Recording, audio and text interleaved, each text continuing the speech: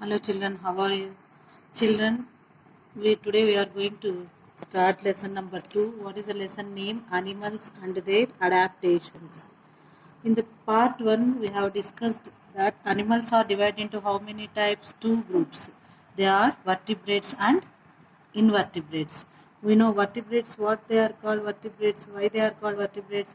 Animals with backbone are called vertebrates. What are those animals? For example, fish, amphibians, birds and mammals are called vertebrates. Whereas invertebrates means animals such as insects, crabs, octopuses, they do not have a backbone, so they are called invertebrates. So now today we are going to see movement in animals. So open your textbooks children, page number 217 and see the pictures. Now we are going to discuss about movement in animals. So plants cannot move from one place to one another place children, whereas animals move from one place to another place. Why they will move from one place to another place? Because they have to they have to search for food and shelter, so for that purpose they will move from one place to another place. So this movement of animals is known as locomotion. We'll call it as a locomotion. Animals movement is known as locomotion. Next children, why these animals move from one place to another place. One more reason is there, locomotion. It helps to protect animals from danger of predators or natural calamities. You know, natural calamities means the tsunamis. Now recently we have listened that in Assam so many floods occurred, so there Khajuraho National Park is there. From that, so many animals are facing so many problems. Those are natural calamities. And see here, lion. So lion is attacking the yak. So that is nothing but animals which face the danger from predators. So these also will help for animals to move from one place to another place. So that is called locomotion. Moving animals from one place to another place is called locomotion. Next children, today we are going to discuss about so many movements in so different animals will have different body coverings, so their movements also will be different. So today we are going to discuss about first movement in insects. What are the which type of insects daily we will see children? Ant, grasshopper, house flies, butterflies. So these are the insects. Mosquitoes.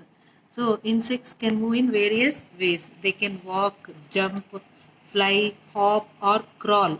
And you are seeing here picture butterflies and mosquitoes. They have how many pairs of wings? Means two pairs of wings. You are seeing butterfly will have two pairs of wings that help them to fly, and insects will have three pairs of legs.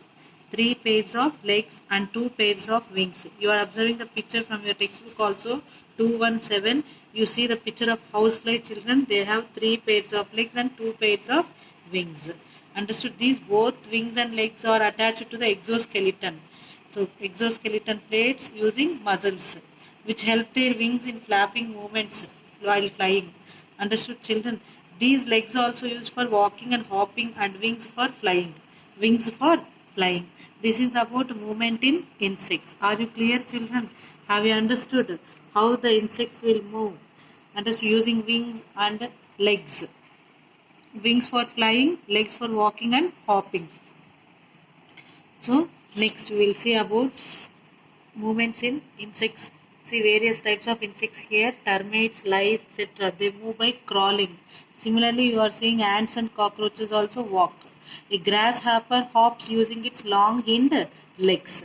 Long hind legs. This is about movement in insects. Some insects will be in water also children. They are called aquatic insects like back swimmer and water boatmen. They use their hind legs. Hind legs means back legs to swim. Next, movement in reptiles.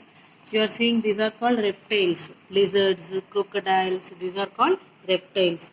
So reptiles like lizard, snake and crocodile use various forms of locomotion to move from one place to another. Some of them have legs and some use their scaly skin to move by crawling. Mostly we will see these reptiles move by crawling only. Children, next, tortoise, turtle. This is all turtle. This is an aquatic reptile. A turtle can swim easily using its limbs. These are called limbs. They will use those limbs to swim. Next, tortoise and crocodile. Are you observing, children? They have legs. Sorry, tortoise and snake. Are you observing here? So first we will discuss about tortoise and crocodile. In previous picture is there. They have legs and move about using them. But scales, what is the body covering of scales? Body covering of snake, they use scales present on the underside of their bodies to move. Besides this, strong muscular and flexible backbone aid them in moving. Understood, children? This is about movement in reptiles. So reptiles will move by crawling only mostly. Terrestrial animals means the animals which live on land are called terrestrial animals. See, children, you are observing the picture here, movement in terrestrial animals. The animals which live on land are called terrestrial animals. Not only wild animals, you can take domestic animals. Those are called mammals. Understood, children? These animals have two pairs of limbs. Understood? Front pair of limbs are called forelimbs. Front pair of limbs are called forelimbs, whereas back pair of limbs are called hind limbs. Hind limbs. So they have how many limbs? 4 limbs. Understood, children? So horses and sheep also walk on all 4 limbs. Monkeys, kangaroos. First picture I have shown kangaroo. They also use their 4 limbs to hold things and they stand on their hind limbs. Back legs, hind limbs.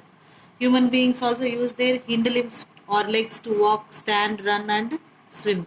So the legs help them to stand straight and have an erect posture. 4 limbs or arms are used to hold objects and perform other tasks. So these are about terrestrial animals, children. Are you seeing like leopard, tiger, elephant and many other have 2 pairs of limbs. Most animals use all 4 limbs to walk, run and for other movements.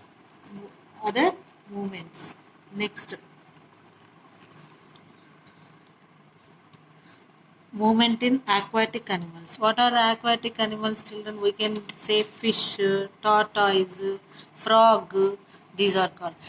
Frog is an amphibian as well as it is called as an aquatic animal. Amphibian means the animals which live both on land and water are called amphibians.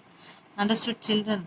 So are you observing aquatic animals like turtles use their limbs to swim? Previous picture we have discussed about turtles. They use their limbs to swim. Here we are going to discuss about frog. Frog is an amphibian. They will use their webbed feet. Are you observing? These are called webbed feet.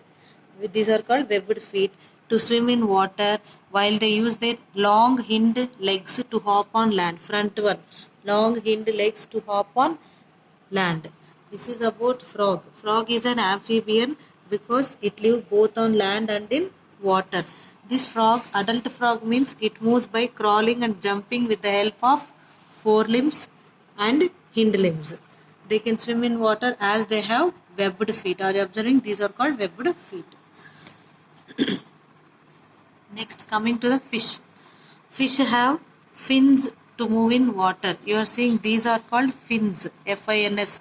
Fins to move in water. So, turn the page number 217, children. You are observing the fish here also. They have unpaired fin. This is called unpaired fin. Here we will have paired fins. So using fins only, they will move in water. Fins help fish to swim and maintain balance in water. And what is the use of tail, children? The tail fin helps them to change the directions. So we have discussed this has a streamlined body. In introduction we have discussed which animal will have streamlined body. Fish, birds. So streamlined body is nothing but the body which have shape aeroplane to move forward. So that type of animals are called streamlined body. Understood, children? This is about fish. Fish will have unpaired fins. Fins, what they will help for fish? Fins help fish to swim and maintain balance in water. Again, tail fin helps to change the direction.